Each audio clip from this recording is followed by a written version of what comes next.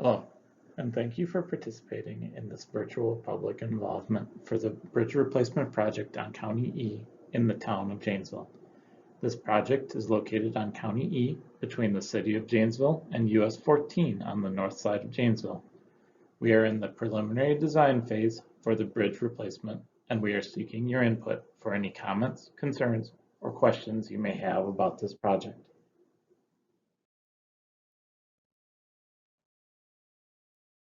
My name is Corey Inman, and I am the project manager for the EMCS design team. Our bridge designer is Michael Radke. The WISDOT local program project manager, based out of the Southwest region, is Zach Pearson, and Dwayne Jorgensen is the Rock County Director of Public Works. Any questions, comments, or concerns you would like to express regarding the project will be able to be provided to myself or Dwayne. Your comments will be able to be provided in multiple ways. One way is to fill out and return the comment form on the Rock County Public Works website to myself or Dwayne via mail or email. You can also send your comments to me or Dwayne via email, or you can call myself or Dwayne. Our contact information will be provided at the end of the presentation and can also be found in the exhibits posted on the Rock County Public Works website. First, let's go into a little background on this stretch of roadway. Based on traffic counts performed, the current traffic volumes for this stretch of roadway is 3,164 vehicles per day. The existing roadway has two 12-foot lanes and 10-foot shoulders with 3-foot paved shoulders approaching the existing structure. At the existing structure, the paved shoulder widens out to be 6-foot paved shoulders. The existing right-of-way in this area varies from 50 to 115 feet on either side of the roadway and is shown in red on the plan and profile exhibit later in this presentation and on the Rock County Public Works website. Rock County applied for and received state funding through WISDOT's Local Bridge Improvement Program. The project is funded through this program, with the cost being split between the state and Rock County. 80% of the funds will come from the state, with the remaining 20% coming from Rock County. The state's portion of funding is capped at $706,360. So if the 80% split were to exceed that amount, the county would be responsible for the remainder. No right-of-way purchases are anticipated to be needed at this time. Based on the current estimate, the project is anticipated to cost approximately $881,000, which comes out to a split of $704,800 from the state and $176,200 from the county. The existing structure over Marsh Creek is a single-span concrete slab span bridge with concrete railing and brush curb. The existing structure is 36 feet from curb to curb, and the length is 40 feet from to abutment. As you can see in the picture in the top right, the existing structure has vertical abutments extending all the way down to the creek, creating a vertical wall on either side of the structure. The existing structure was built in 1953, and as you can see from the pictures on the right, the structure is deteriorating. The superstructure, or the deck, railings, and girders, are spalling or breaking away, cracking, have exposure of the reinforcement steel, and have heavy deterioration. This is represented in the picture shown here in the top right, as well as the picture in the middle. The substructure, or the abutments and wing walls, contain concrete cracking, spalling, and steel corrosion throughout. Each abutment also has vertical cracks and the wing walls are moving. As shown in the picture on the bottom right, the existing guardrail is not properly connected to the bridge barrier and does not meet current standards for length or crashworthiness. In addition, the existing deck drains are deteriorating and ineffectively draining the bridge deck. As part of the environmental process, we look at 3 different alternatives. The first alternative is a no-build alternative. With this alternative, if the poor structure conditions are not addressed, maintenance costs will continue to rise and failures could also lead to bridge closure.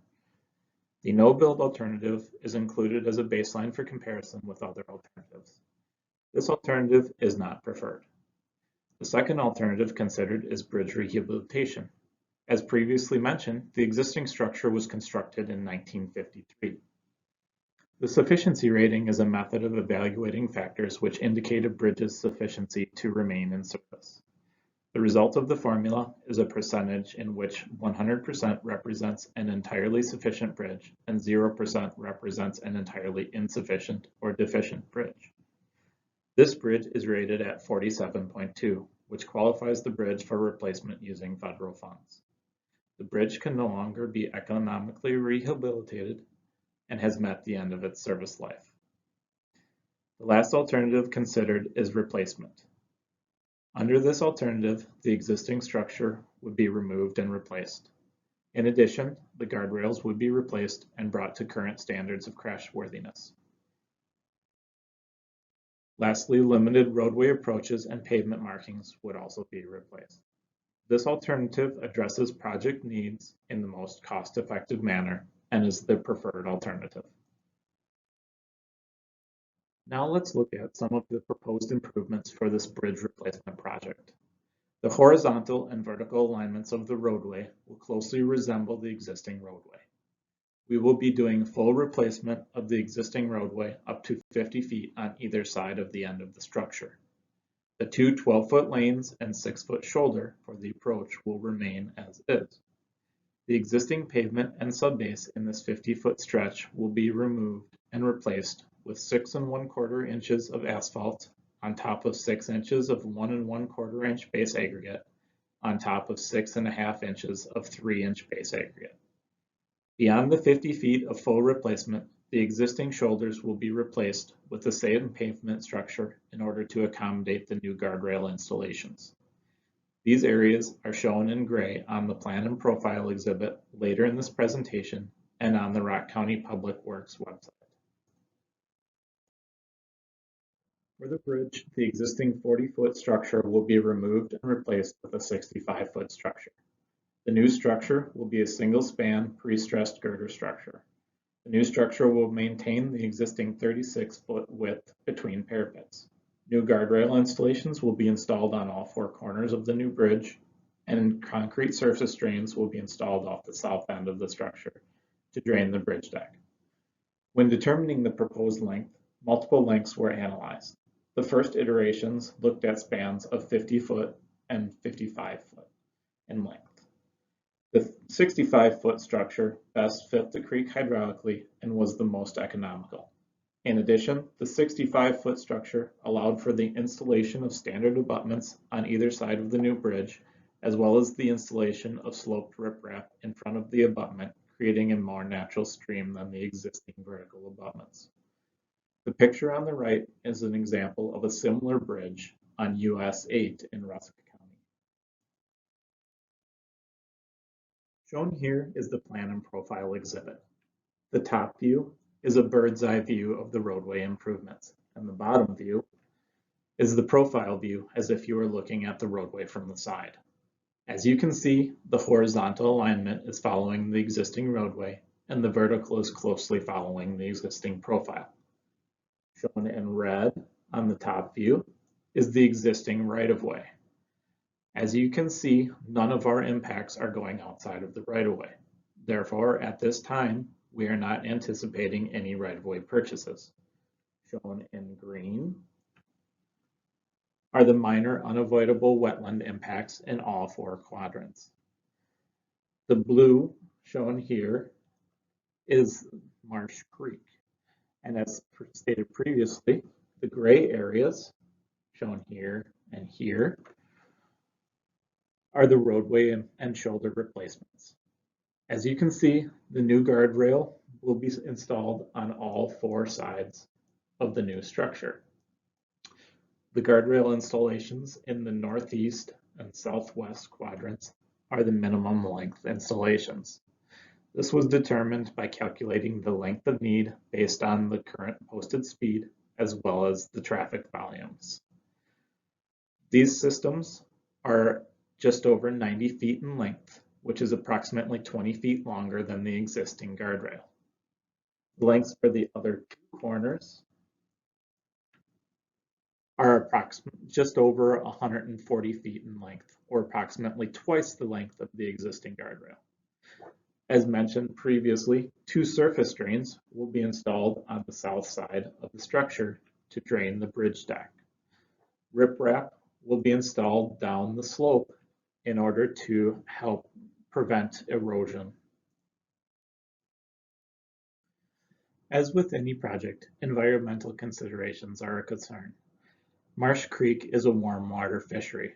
As such, in-stream working restrictions will be included in the contract documents to avoid any in-stream work between March 1st and May 15th.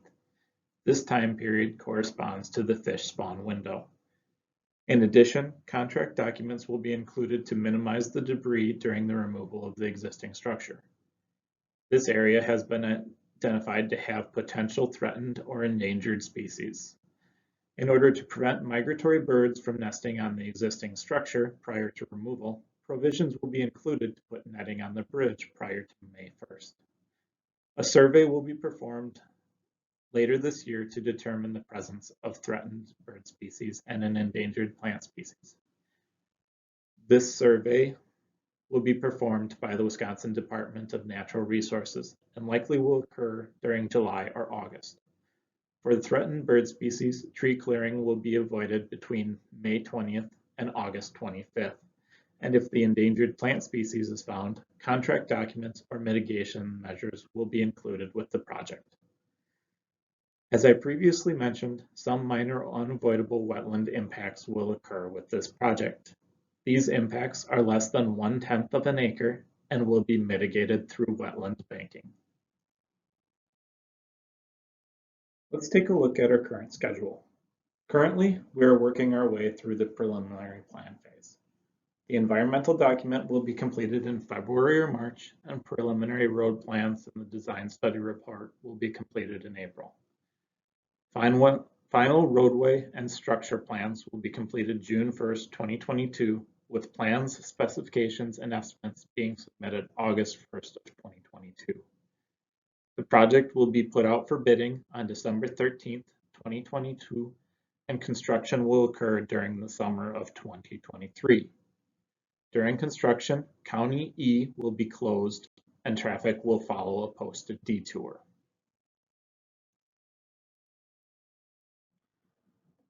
The posted detour route is shown here on this slide. For anyone wanting to travel north on County E, they will have to travel around the project on West Memorial Drive or County A, US 51, North Parker Drive, and US 14. For someone who wants to travel south on County E, they will travel around the project by going on US 14, south on 51 or North Parker Drive, and west on West Memorial Drive or County A. As I previously mentioned, we are interested in any comments, concerns, or questions you may have about this project. There are multiple ways in which you can provide your comments to either myself or Dwayne. For anyone who is within the project vicinity, you can fill out the comment form included in the project mailer. Or you can use the fillable PDF on the Rock County Public Works website shown here.